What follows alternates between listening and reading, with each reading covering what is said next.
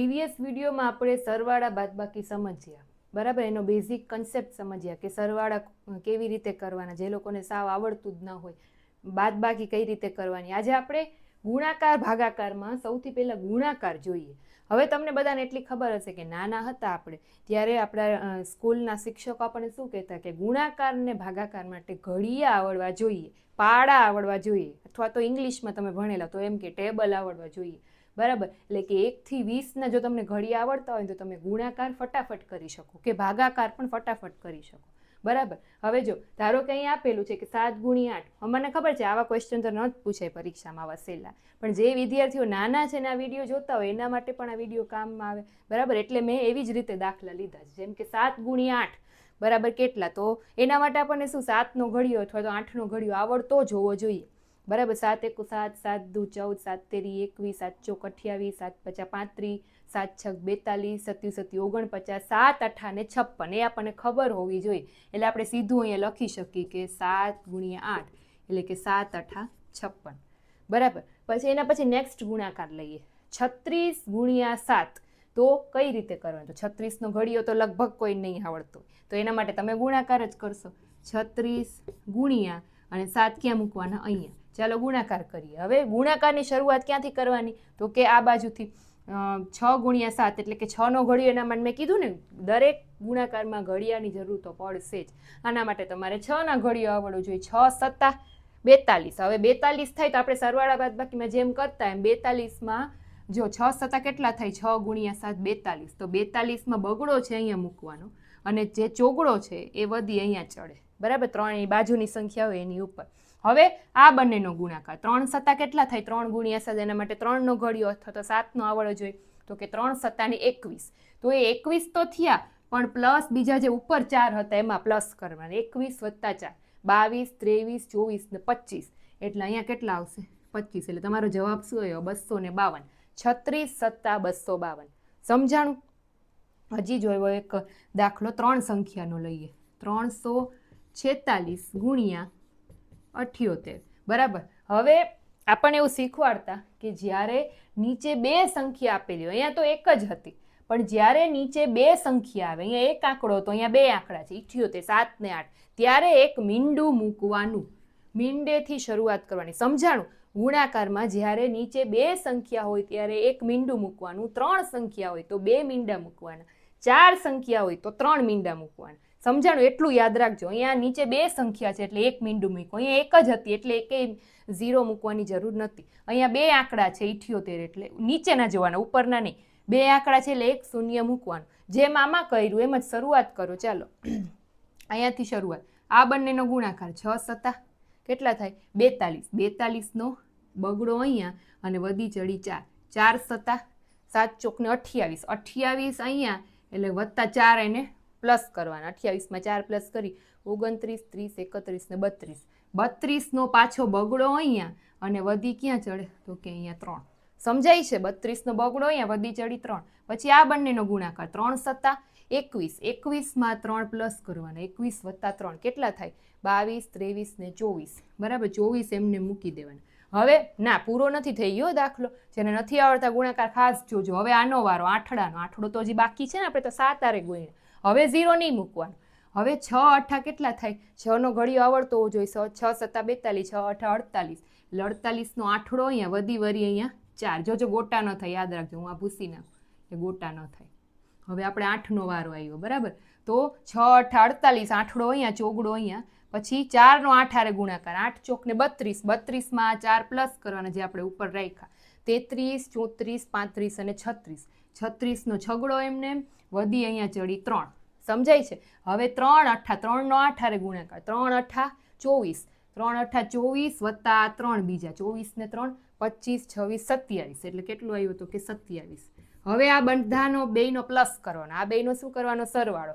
જો 0 + 8 એટલે 8, 6 ને 2 એટલે 8, 7 ને 2 એટલે 9, 4 ને 2 એટલે 6 અને 2 ના 2 એમને. આ તમારો ફાઇનલ જવાબ 26,988. આ બંનેના ગુણાકારનો જો છે ને અઘરો છે ને, જે લોકો પહેલી વાર શીખતા હશે એ લોકોને તો અઘરું જ લાગશે આ ગુણાકાર, અને એમાંય જ્યારે સ્પર્ધાત્મક પરીક્ષામાં પૂછાઈ જાય ફટાફટ જવાબ દેવાનો ત્યારે બહુ બધી ભૂલ થતી હોય. આ શૂન્યમાં બહુ ભૂલ થતી હોય. જ્યારે નીચે 2 આંકડા હોય ત્યારે 1 શૂન્ય, 3 આંકડા હોય ત્યારે 2 શૂન્ય.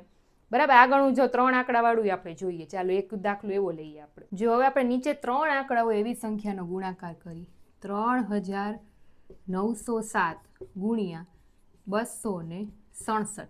નીચે 3 આંકડા છે એટલે 0 કેટલા આવશે? આગળ મેં કીધું હતું તો કે 2. જો 2 આંકડા હોત તો 1 0 આવે. 2 0 પહેલા લખી દેવાના. 2 થી શરૂઆત કરવાની. 7 દૂને 14 નો ચોગડો અહીંયા વધી 0 ઉપર ચડે એટલે 0 ઉપર કોઈ પણ વધી ચડે ને એટલે ઈ પાછી અહીંયા લખી નાખવાની. 14 એમને એમ લખી નાખવાનું. બરાબર, બાજુમાં 0 આપેલો હોય ગુણાકારમાં એની ઉપર વધી ચડે ને એટલે 1 ને 1 પાછો નીચે લખી નાખવાનું. ચાલો સમજાણું. પછી 0 ને ભૂલી જવાનું. પછી આનો વારો 9 દુ 18. 18 નો આઠડો એમને વધી ચડી 1. ત્યાર પછી 3 દુ 6. 6 આમાં પ્લસ કરવાનો. 6 ને 1 7. ચાલો પેલું સ્ટેપ પૂરું. વત્તાની નિશાની. હવે જ્યારે 3 આંકડા આપેલા હોય ત્યારે પહેલા 2 0 પછી 1 0 લખવાનો. બરાબર, પહેલા 2 0 પછી 1 0 અને પછીની લાઈનમાં 1 0 નહીં. 4 આંકડા આપ્યા હોય તો પહેલા 3 0 પછી 2 0 પછી 1 0 અને પછી 1 નહીં, એવી રીતે. આમાં પહેલા 2 0 પછી 1 0. હવે 6 થી શરૂઆત કરો. 7 6 ને 42. તો વરી બગડો અહીંયા ચોગડો 0 ની ઉપર ચડે પણ પાછો અહીંયા ને અહીંયા લખી નાખવાનો 0 હોય ત્યારે. હવે 9 6 54. 54 નો ચોગડો અહીંયા પાંચડો અહીંયા. હવે આને આપણે ભૂસી નાખી જોઈએ એટલે ગોટાનો થાય. આગળની જે વધી હતી ને 9 6 54 નો ચોગડો અહીંયા પાંચડો 3 ની ઉપર. બરાબર, 3 6 કેટલા થાય? તો કે 18. 18 નો આઠડો અહીંયા સોરી 3 6 18. 18 ને વત્તા 5. 18 વત્તા 5 એટલે કેટલા થાય? 19 20 21 22 ને 23. તો અહીંયા 23 લખી નાખવાનું. વળી પાછી વત્તાની નિશાની. હવે 1 0 નહીં આવે.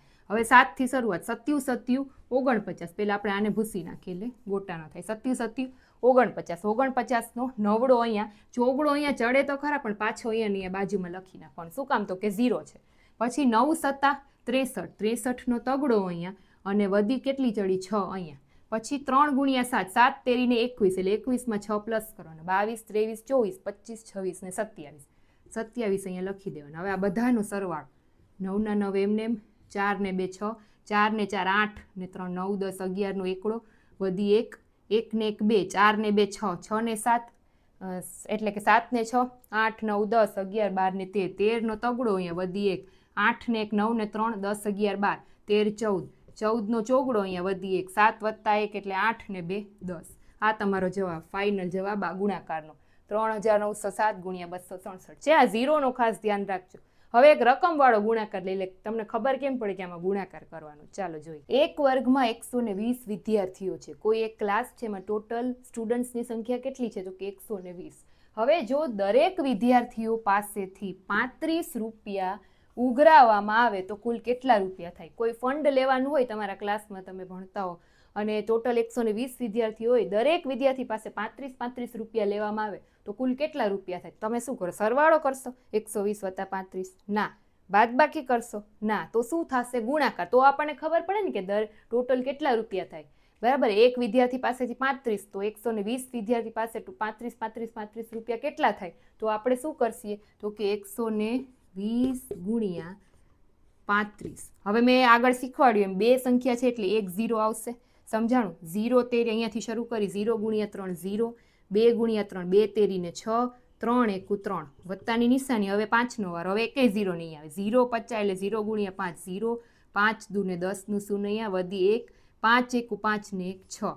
હવે સરવાળો 0 0 6 ને 6 12 વધી 1 3 ને 1 4. કેટલા? તો કે 4200 રૂપિયા ટોટલ થાય. 35 રૂપિયા 120 વિદ્યાર્થીઓ પાસેથી લઈએ તો ટોટલ 4200 રૂપિયા થાય.